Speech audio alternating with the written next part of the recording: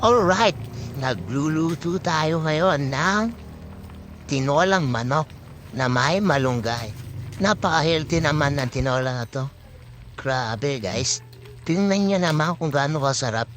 Hindi siya masyadong masabaw, hindi rin siya masyadong tuyot. Ganyan tamang pagluluto sa tinola. Simple lang gawin ito at lutuin.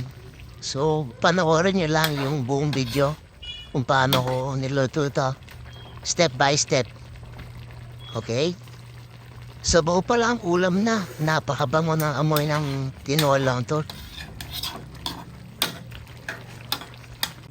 Eto, maglalagay muna tayo ng mantika.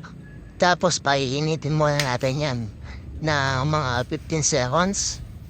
Pagkatapos nun, ilalagay ko na yung mga pinakuluan kong manok.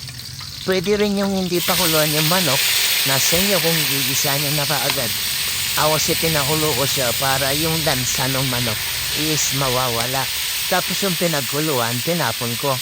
Pinakulo ko lang siya ng mga 30 minutes, hindi masyado malambot.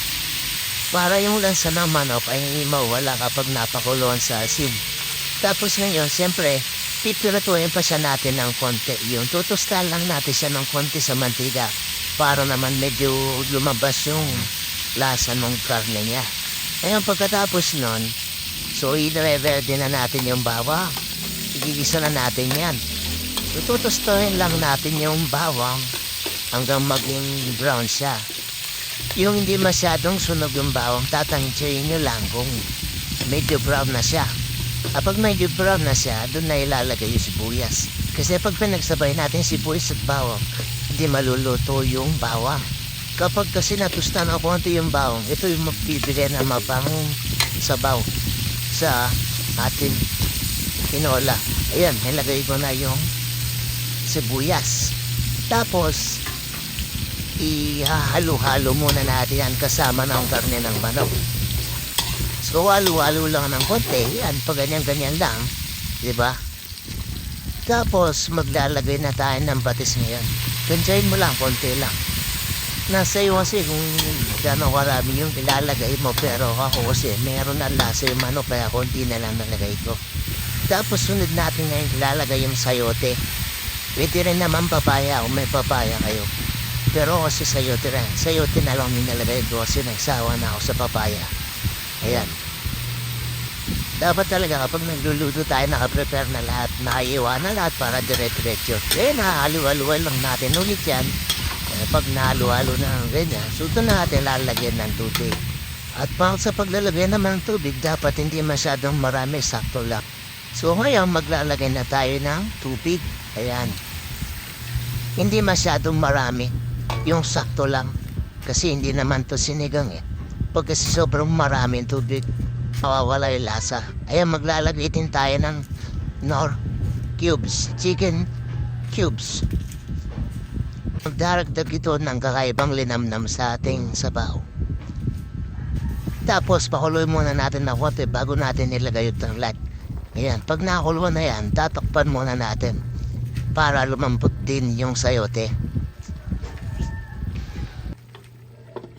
Pakuloy muna natin siya ng 15 minutes. And after 15 minutes, na. So ngayon, makikita natin yung lasa ng tanglad. Sigurado nandyan na.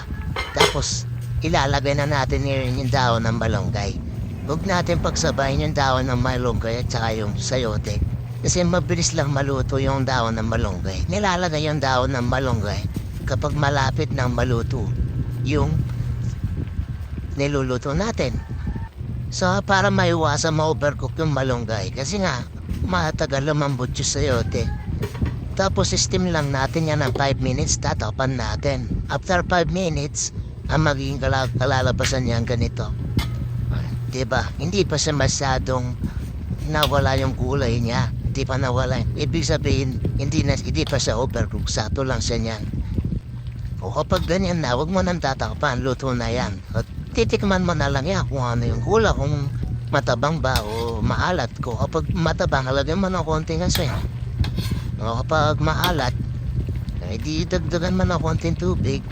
Yan, tinikman ko sa, natikman ko medyo okay na yun lahat. Sasakpo lang ayos sa aking tensiometer. So, tansya-tansya lang tayo dyan.